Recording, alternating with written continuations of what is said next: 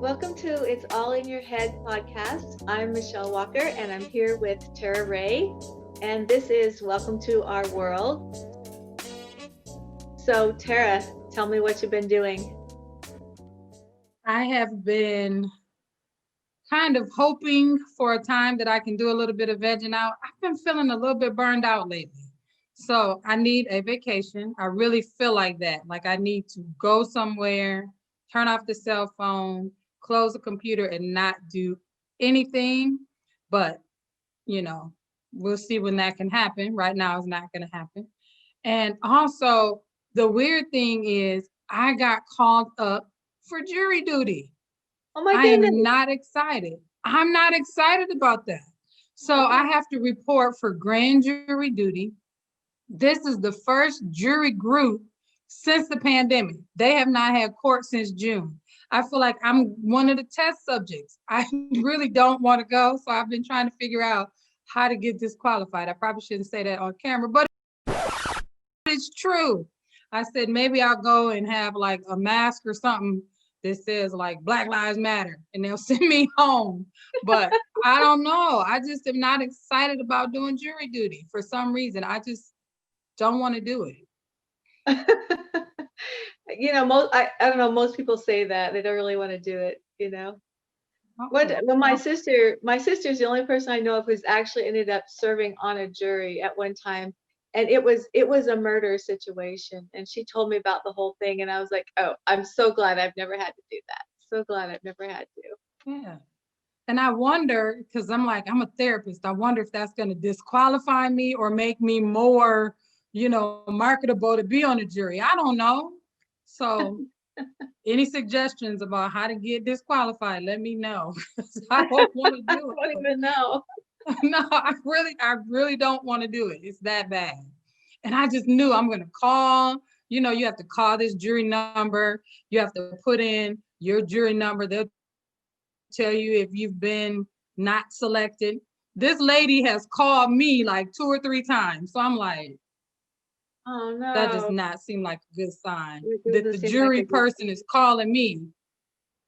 Oh So man. anyway, No, I get it, needing a break. mm, I went through that recently. That kind of, we talked about that a little bit, where you have that your compassion level starts to kind of wane a little bit as a therapist, and you've got to take a break to restore that a little bit. So my husband booked us a trip to Niagara Falls, and we went for about 3 days, and it was fantastic. That was just this last weekend, and we spent 3 days there, and it was that experience that you have where nature is just so overwhelmingly beautiful that for me it was just like tears just overflowed.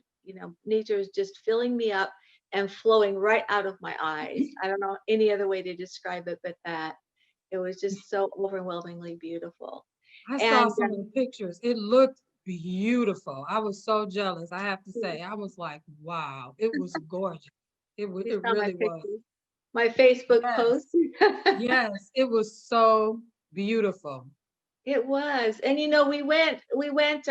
got there Saturday and did a few things, and then because there's three different falls are part of Niagara Falls, and so there were things to do to see the falls and whatever. And then there was this thing called the Cave of the Winds. We had no idea what that was, and we didn't get to do that, and we were supposed to leave Monday morning, and we decided to leave Monday afternoon instead and try to do this Cave of the Winds thing, which we had no idea what it was, and we were almost decided not to do it. And we got there, and it turns out what it is that there's kind of a rocky outcropping between two portions of the falls, and they've built stairs where you can literally climb down these stairs, and you are right at the bottom of the falls coming down on either side of you. So you are down in the middle of Wow. all of this water crashing down on either side of you. And I thought, what if we had missed that? Because that was actually the coolest part of the entire trip. Wow. Do But you it have was pictures of that? I didn't see yeah, we those. do have some pictures. It was harder to take pictures down there because of all the water. We're afraid of ruining our phones. But Oh, we do have some pictures of that too. I don't know if my husband put them on Facebook. He might have done that too. But guess what? I have some other news too. what? Exciting news. So, my grandbaby was born. Hmm. Did you know that? October 1st. Well, so a couple days later, on the 7th of October, we had a little birthday party for one of my other grandbabies. Okay. And at the end of her birthday, it was a virtual birthday party. So everybody's on virtually and she's unwrapping gifts and whatever. Her very last birthday gift was a little t-shirt that said, "I'm going to be a big sister." Wow. Grandbaby number 12. Wow. So exciting. And then a couple of days later, we find out grandbaby number 13 is also on the way. What? Believe that. It's That's just like the awesome. family is just like exploding. Yes, I know. that is It's amazing. awesome. So two more, and they're both due in May. So Mm. we're just incredibly blessed. I mean, between the two of us, we have a lot of children. So there's a lot of grandchildren. But yeah. So that's what's going on. What's going on for us. It's been a lot of fun for sure. What about for you? Anything else? What are you cooking these days? It's funny. I have not cooked. Isn't that something? Oh, no, yes, I have. I have been experimenting with this Nashville hot recipe. So what makes it the Nashville hot is the sauce that you make. Mhm. And when I tell you I've come up with this recipe, we love it. Now that's been good. And you can put it on, we put it on our fish, we put it on our chicken. So we've been doing that, but I haven't baked anything. I know that's bad. I haven't baked anything. And that's not normal for me. That's how I know I'm feeling burned out. I have been like not even felt like it. So I'm like, okay, I'll get a break soon. I'll get some kind of a break. I'm looking forward to Thanksgiving because my children are coming. I know that they have discouraged gatherings, but my son has a new girlfriend, so we'll be able to meet her like face to face, my youngest. And then I'm hoping that I'll have all my children here and my grandchildren. So that will be our group. It's not that many of us. I think if I add us all up, it'll be like 10. I'm hoping my oldest son can come, the one that lives in Phoenix. Mhm. So once that happens, then, I'm looking forward to that. And I think that'll be a welcome break. I'll probably take a few days around the Thanksgiving holiday to just kind of hang out with my family, my kids and my grandkids. Oh, fun. We decided this year, as far as like the holidays for our gift exchange, we used to do a gift exchange where we would exchange names one to one for the kids, and the adults would exchange names one to one. And so one family could have, like if a bigger family, you'd have quite a few names, Uh-huh. and there were $25 each and stuff. And we started complaining as the family got bigger that was quite a bit of money, depending on how big your family was, that we're having to exchange gifts.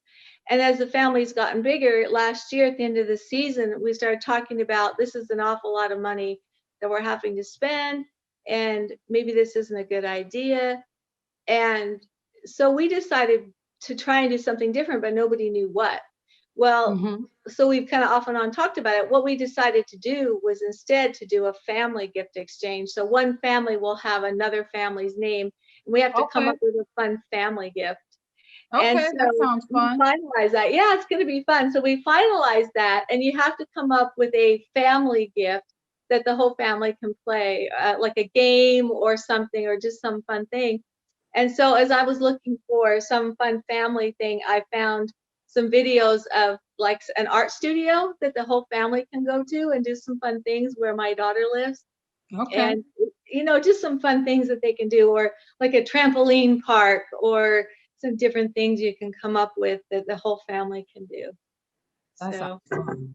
yeah, so we're going to do something a little different this year. That's what we're going to do. So are you going to travel over the holidays again? What do you Yeah, think? we kind of always do because we're the only ones, here in Atlanta, and everybody else is in Utah. So we go to them, just easier. So that's what we're going to do. What about you? You going to be traveling? No, I want to, but probably not. I think because we're the parents, hopefully all the kids will converge on us. We'll see. I'd like to go to Michigan. I don't think I want to go to Michigan in the dead of winter though. So we'll see. Oh, yeah. I do not miss the snow. I don't miss the snow, don't like the snow. Yeah. I can agree with you on that. One of the things that was really beautiful in upstate New York at Niagara was the trees were absolutely beautiful, just turning all the beautiful colors. Fall And I colors. do miss that, the fall colors of the trees. Yeah. That was beautiful. So that's kind of what's going on for me. All right. So I know that you don't like to watch the news much, and I don't either, but what's been on your mind lately? I think for me, it's all of the politics stuff. I know it's important, but I think that I feel like it's a circus a little bit. And so I'm kind of, weighing through it. Of course, I'm a voter, an avid voter. We actually voted absentee the first time this year because being in Georgia with as many coronavirus cases, they kind of opened that up so that you don't have to have all these special circumstances to vote absentee. But that's what we did. We voted absentee to make sure that we voted. Remember, if you don't vote, your voice is not heard, so vote. And I like to tell my children, many people died for us to have that right. So we should make sure that we take it seriously and that we do it. But the whole concept of it, I think it increases my anxiety because I feel kind of like it's not that it's genuine, not that people are disingenuous, but that it's more, I want your vote, so I'm going to tell you what I want you to hear for the most part. So I don't know. I just kind of try to wade through it and follow my heart and pray, but make sure that I do exercise my right to vote. Right. And I agree with you on that. I know the hardest thing about 4 years ago when, as a counselor, as a therapist, when our current president won, I had a lot of people coming into my office very, very upset about that and in tears. And so I was trying to be as comforting as possible about that. And I would ask them, did you vote? And almost to a person, these people that were extremely upset did not vote. Almost every one of them.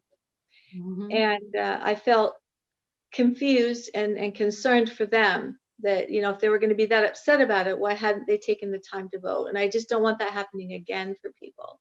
Absolutely.